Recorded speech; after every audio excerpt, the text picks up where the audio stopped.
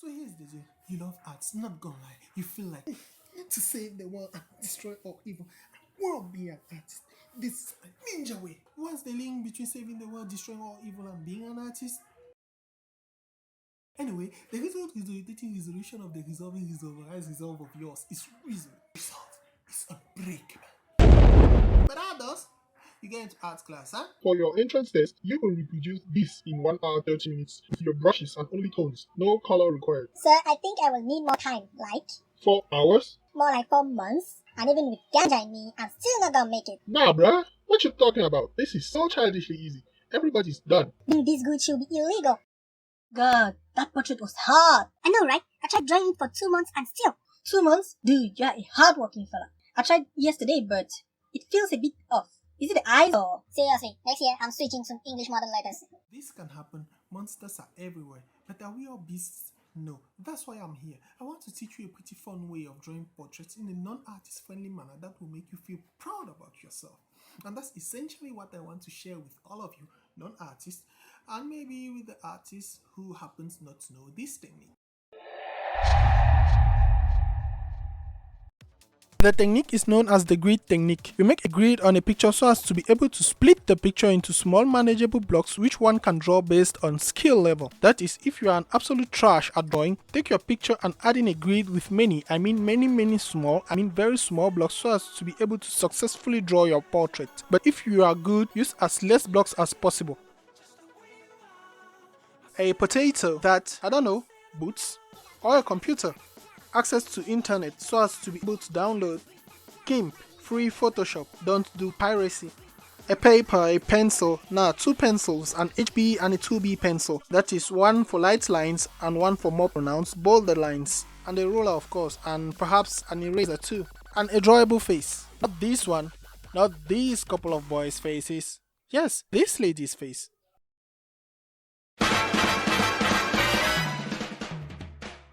Let's connect ourselves to the internet by going to a cyber cafe, using your USB wire, or make your phone a hotspot so as to share your phone's internet connection with your potato, or any other approach. Launch the one and only, the timeless, the greatest creation of God that was used on computers that dinosaurs in the days of the future, past, present, perfect, continuous tense had Internet Explorer. In the address bar, type www.google.com and in Google search bar, type GIMP. I don't know what you heard about me. What else you can't get $1 out of me? No Cadillac, no perms you can't see. Then I'm a Anyway, you can also type www.gimp.org in the address bar and go. I prefer you download the software from the site of the creator, that is, in this case, from anything having www.gimp.org in its link. Amongst the search results in Google, on clicking on the one saying GIMP, it will take you to the home page of the software's creator's website, and you will have to click on the button in the top right corner that says download to something to go to the download page of the software, page where the first link leads you directly to. Here, you can go to where it says show downloads for GNU Linux, OS X, yada yada yada, to see all the operating system specific downloads of the software. Go to the orange download GIMP to something directly button to download the software. The software is multilingual and will be displayed in the language of your computer, and this can be changed if necessary, but the hub, which is found in the lower part of the GIMP download page, is monolinguistic, so click to download the one in your preferred language. After clicking on the item you wish to download, click on Save in the pop-up in the lower part of your Internet Explorer window to just save the file, or click on Run so that upon finishing the download, the setup should be launched automatically. When the download is complete, you can click on Run to launch the setup immediately, or you can click on Open Folder to have access to the directory in which the setup was downloaded and click on it over there to launch it. As for setting up the software, you can choose to install it only for yourself or for everyone, it's up to you. Often when setting up the software, I will go through Customize so as to be aware of what and where it installs the stuff it's supposed to install. It might prompt you to accept the destination location of where it will install GIMP, so just click on Yes when that comes up. And of course, remember to give a tick on the Create a Desktop icon box.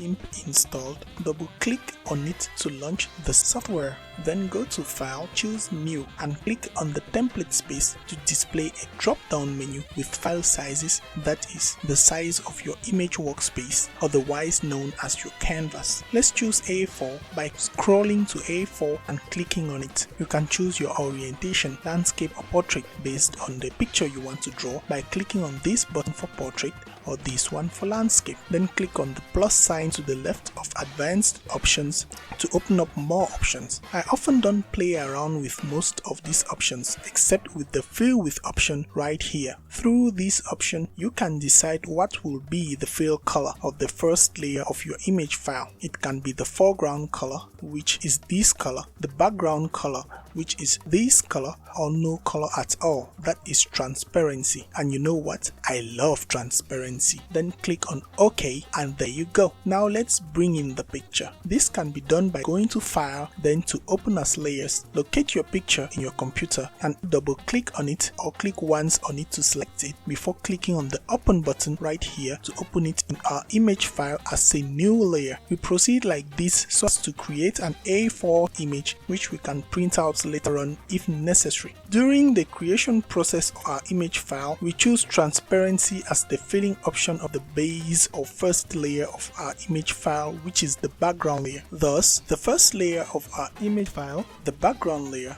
is a fully transparent layer, and in many image manipulation softwares, transparency is displayed as a checkerboard of light and dark gray squares, as can be seen in the icon of the background layer in the Layers tab as well as in the canvas.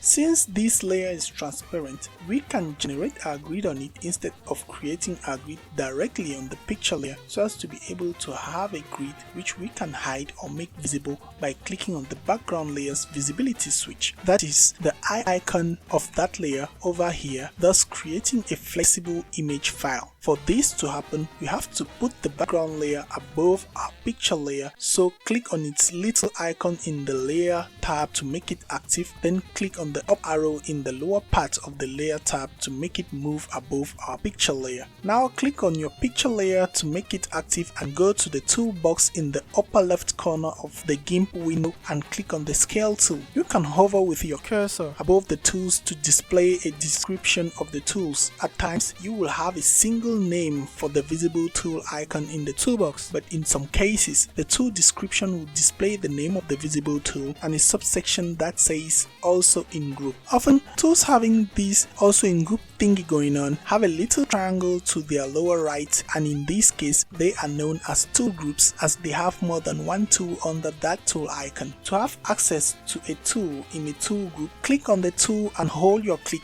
Then with your click still being held, slide down with your cursor to the tool you want before releasing your click.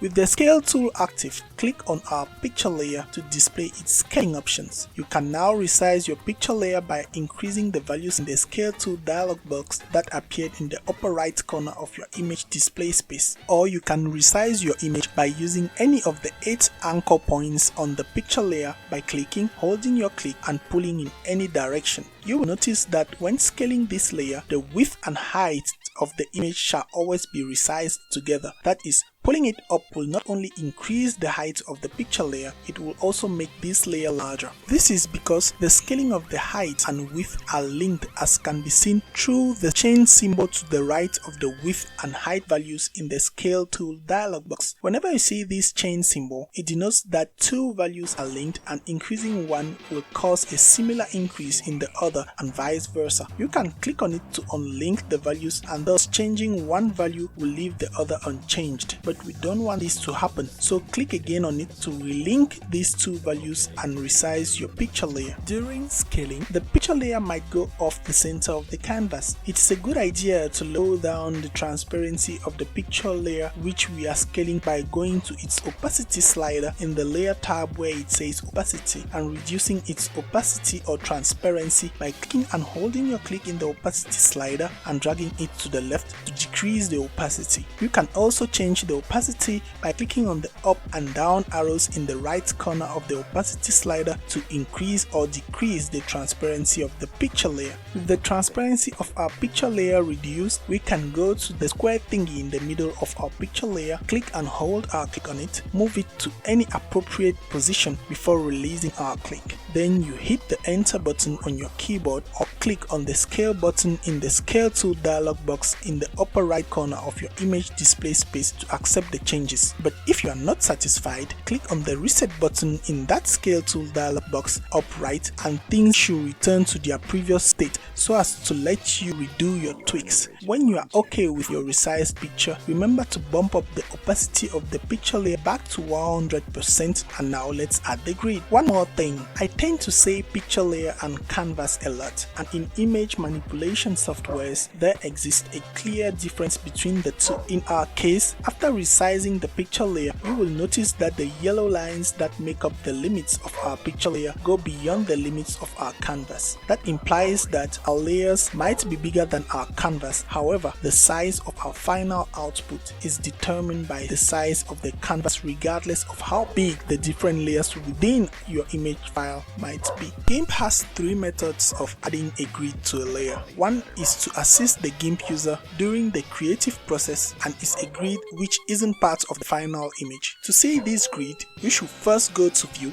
click on Show Grid before going to Image, then to Configure Grid and set it up. The two other grids are filters and are all definitely part of your final image. To access them, go to Filters, slide down to Renders, then go to Pattern, and there you have them, Grid and Grid Legacy. Grid is, according to the GIMP manual, the easiest of the two to use. Its preview happens directly in your canvas and its main parameters are pretty straightforward. Width and height control the size of the squares that make up the grid. Offset X and offset Y control the origin point of the grid, that is from where the grid starts. Often, keeping both the offset X and Y values to 0 implies that the grid has its origin points at the top left corner of the layer in which it is created and grows from there, and the line width and line height determine the parameters concerning the thickness of the lines that make up the grid. Grid Legacy Filter, on the other hand, is a bit obtuse. Its preview happens in a small preview window within the filter window, really not convenient at all. Here you do not control directly the size of the squares that make up your grid. You control the parameters of the horizontal and vertical lines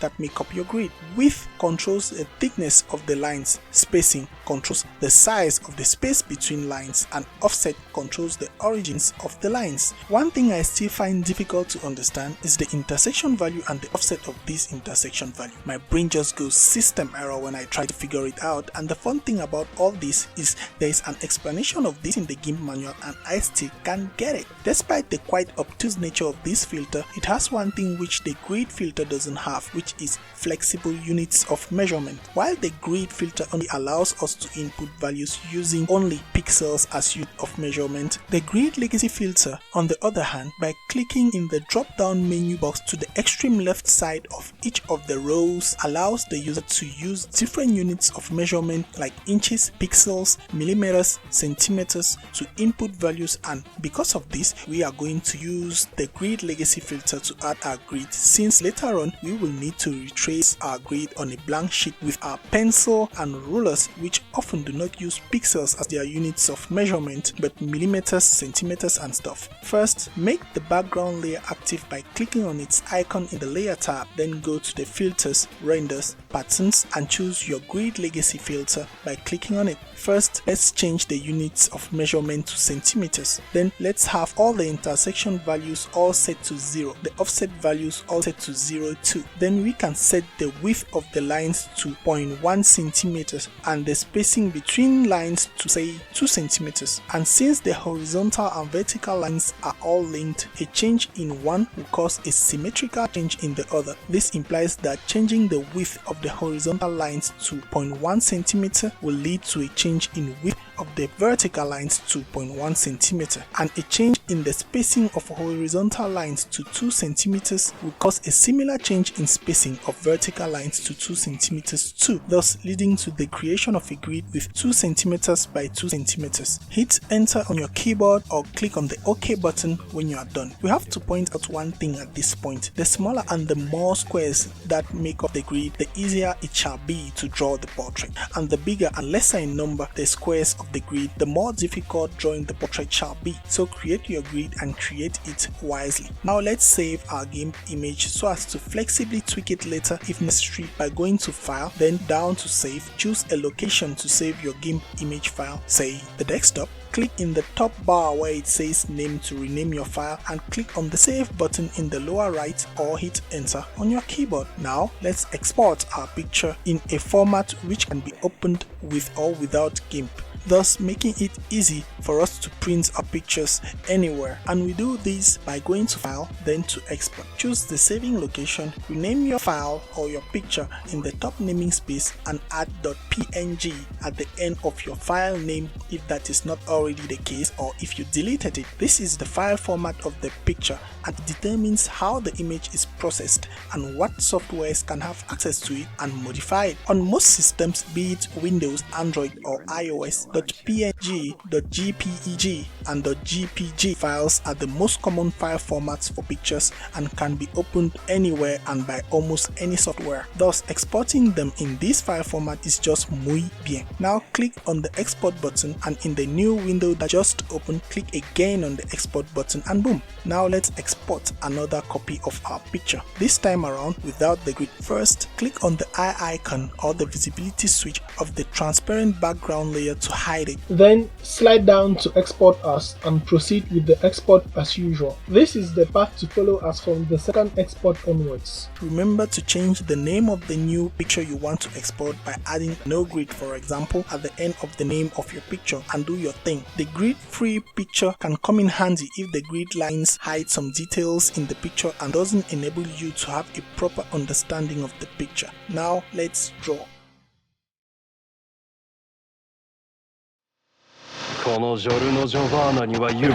Get your two exported pictures, print them out because electricity shortages in Cameroon are trendy, and get your paper out. On your paper, just multiply the size of the squares that make up your grid by any number, like say 3, and with the help of our ruler and our 2B pencil, we will retrace the grid on the blank sheet using the multiplied values if we want to scale it up or the base grid values, and draw these lines lightly, softly, slightly, touching the paper like a magnificent creature it is.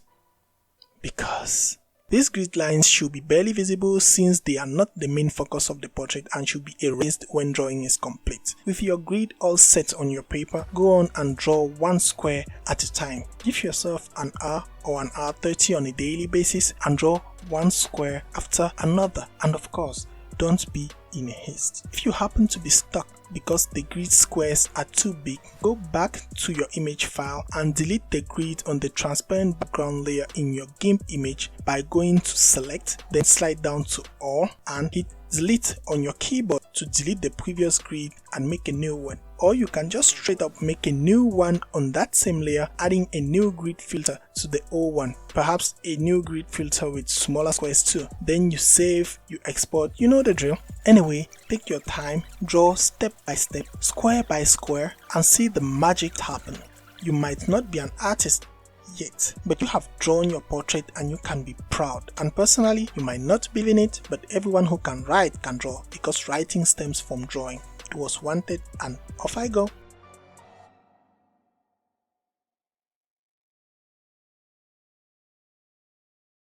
"2018, the year when everything got screwed. The lady, whose name starts with an S and should not be said, for now anyways, killed my ability to draw. Her face just won't come out. Since then, due to trauma, also because I was busy at times and lazy most of the times, but hey, let's focus on trauma. Since then, I stopped drawing portraits. Until now, when... Je me suis souvenu ce jour, c'est pour partager cette technique que j'ai fait cette vidéo et 4 autres. What? You thought this was a monolinguistic channel? Ha ha ha. Nope. Le Cameroun est un pays bilingue, français-anglais. So, whoops.